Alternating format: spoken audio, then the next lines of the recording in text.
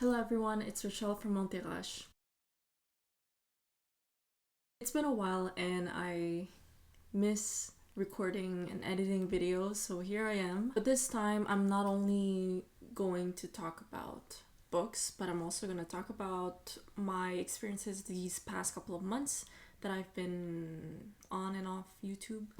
So I'm kind of like in a quarter life crisis and pretty sure that some of you could relate to this. Those who are in their 20s or late teens or early 30s.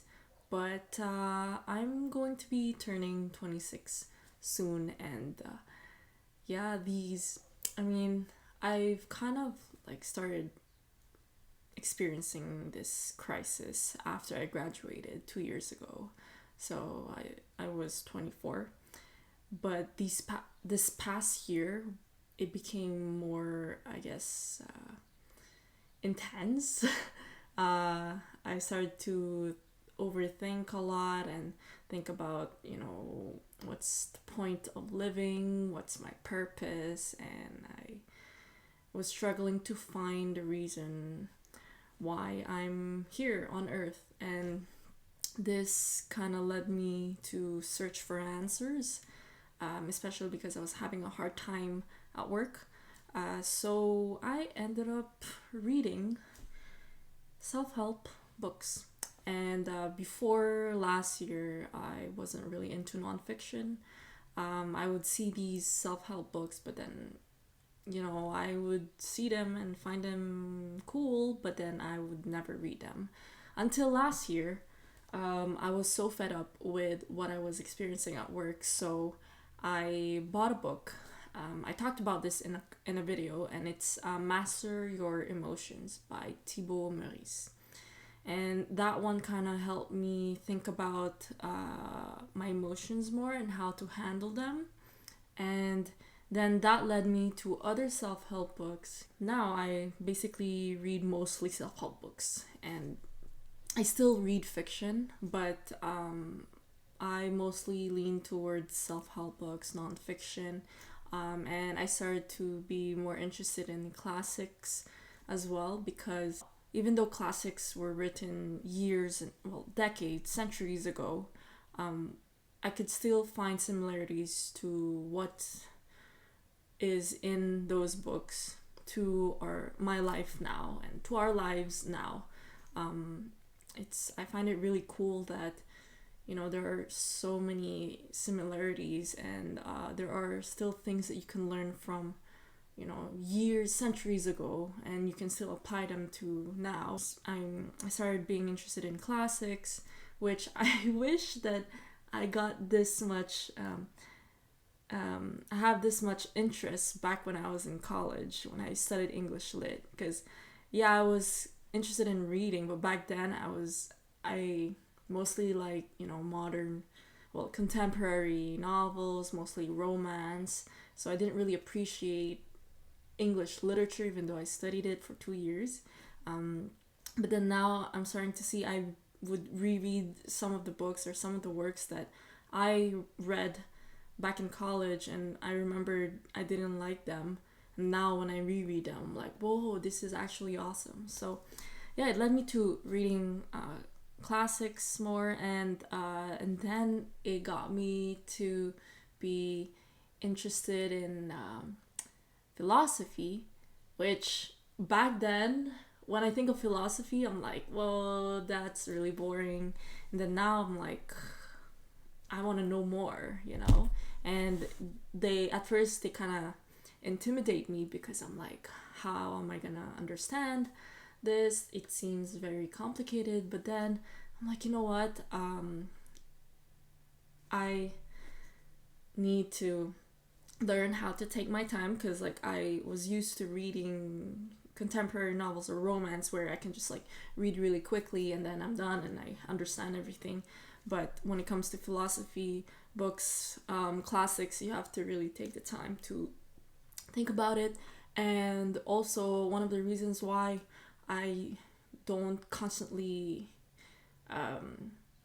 upload videos or film videos is because when I'm reading these self-help books, I would, have this phase where I read as much as I can, and then after that, I would spend the next few weeks just trying to apply what I've learned from those books.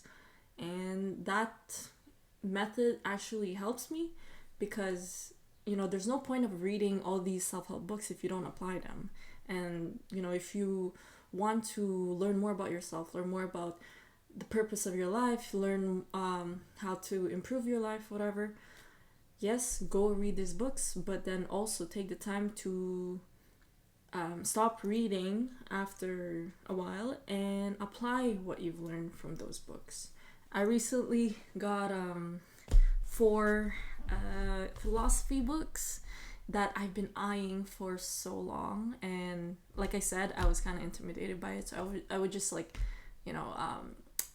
listen to podcasts or watch videos about them. But then, as every time I would watch these videos, I'm like, I'm curious. I want to read those books, so I got them finally. Even though I said that I wouldn't buy any more books, I'm like, you know what? Just this once. It's not like I just want them now. I've been wanting to get them before as well. Every time I go to the bookstore, every time I'm in the reading phase, I would think about these books and I would think about wanting these books. So yeah, after months, I finally got them. So the first one is Letters from a Stoic. Is that how you pronounce it? I feel like I'm not pronouncing it right. But this is the book that I got, and I want to learn more about this philosopher because when I was talking to my colleague who studied philosophy, and we would have like conversations about life, and I would tell him about how I deal with things or things that interest me. He's like, oh, this reminds me of Seneca. Oh, this reminds me of Stoic philosophers. And he's like, you should. And then he started explaining the philosophy of this person, and I'm like, oh, I'm curious, I want to read more about that person. So yeah, I got this one, and then I got The Art of Living by Epictetus. I feel like I'm messing up these names, but this one actually I wasn't eyeing for a long time, but when I was at the bookstore, I saw it, and I also saw Ryan Holiday's books, and he mentioned this author, so I was like, okay.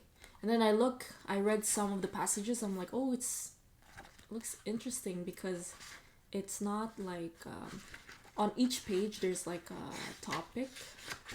So I'll just show you. It's a manual basically, so it kind of teaches you.